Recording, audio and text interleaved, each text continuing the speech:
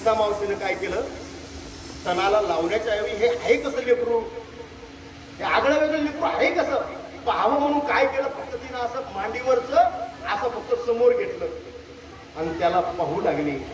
महाराज त्याचं मुख काय आपल्यासारखं आहे का, एकदा पाहिलं तर 3 दिवस भाकर गोड लागणार नाही, असं आपलं तोंड आहे, त्याचं तोंड तसं आहे का महाराज. त्याचं तोंड पाहिलं, त्याचं मुखावलोकन केल्याबरोबर तिची अवस्था कशी झाली माहितीये का, सावळा देखीला सावळा देखीला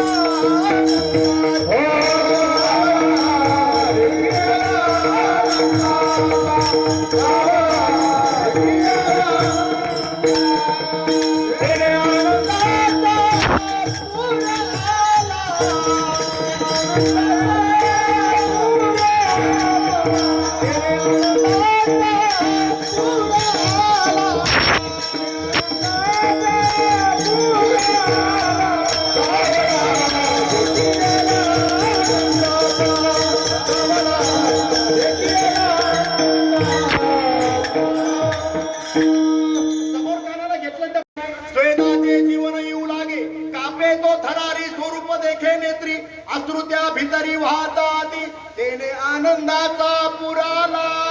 डोळ्यामधून आनंदाच्या आतूच्या धारांगावर रोमाची उभे राहिले, तटस्थ समाधी लागली. कुणाला कुणाला कुणाला पुतणेला, तुम्हाला नाही ना.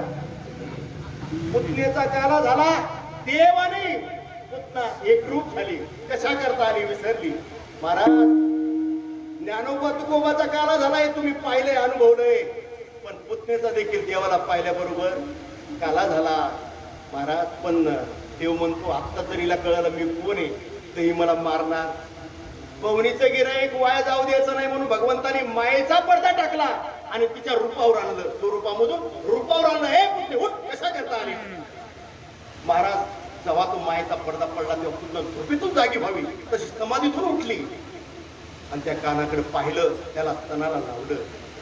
भगवंताचं महाराज ते का 4 हाऊसपोर्टी मोटर होती का ती, विष ओढलं, दूधही ओढलं, रक्त ओढलं आणि पंच प्राण ओढायला सुरुवात केली. आणि मग आतून आवाज आला, कृष्ण सोड राजा, मारू नको, पुन्हा मी तुझ्या वाटेला येणार. आणि धाड केल पुतना मावशी. मी तुम्हाला विचारतो, पुतना मावशी मारली का तारली देवानी? हो कीर्तन ऐकणाऱ्यांनो, पुतना मावशी मारली का तारली? मारली, तारली. मग पुतना मावशी मार्गाने घेऊन जातो, पिपिलिका मार्गाने, अभिअंग मार्गाने घेऊन जातो. गीतेमध्ये 2 मार्ग सांगितले. हा कोणत्या मार्गाने घेऊन जातो? मग त्याने डोळे बंद केले पण खिंडीतून पाहू लागला. आता कोण माळ घालून दारू पिते देवाला कळत नाही होय. अरे मुंगी के पाव में बंदा घुंगरू वो भी अल्लाह सुनता है. केवढी मुंगी, तिचा पाय केवढा, तिचं केवढं घुंगरू, ते वाजलं तर देवाला अल्लाला ऐकू येते. आणि महाराज पेंद्यानं फक्त खिंडीतून पाहिलं, देवाला कळलं नाही का? अरे कळाल्याबरोबर सगळे गोपाळ बाहेर काढले, पण पेंद्या अडकवला मध्ये सवण्यात, अर्धा आत आणि अर्धा बाहेर. सगळ्या गोपिका आल्या, कुलप उघडले, पाहतात अरे 15 दिवस कमवलेलं तूप लोणी सगळं घरामध्ये रबला. पाहिला, तळपायची आग मस्तकामध्ये गेली, हातामध्ये लाटणे घेतले. कोण चोर, कुठून आला? एकीने बॅटरी लावून पाहिली तर पेंद्याचे पाय हलताना दिसले. महाराज पाहिल्या बरोबर काठे घेतल्या आणि असा पेंद्या सटकायला सुरुवात केली.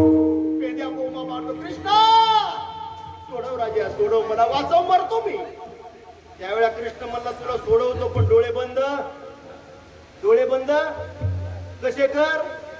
खिंडीतून पाहून नाही चालणार. अविश्वास चालत नाही देवावर. संतावर आणि देवावर जो अविश्वास करेल त्याचं भलं नाही होणार. माहिती भलं नाही होणार, त्याचं वाटोळ झाल्याशिवाय राहणार नाही. म्हणून परमार्थ जर करायचा असेल, कुणावर विश्वास ठेवा. एक व्यासपीठावर सांगण्याची गोष्ट नाहीये. एक तर मातृपितृदेवो भव आणि एक तर संत आणि देव, याच्यावर तुम्हाला विश्वास ठेवावा लागेल.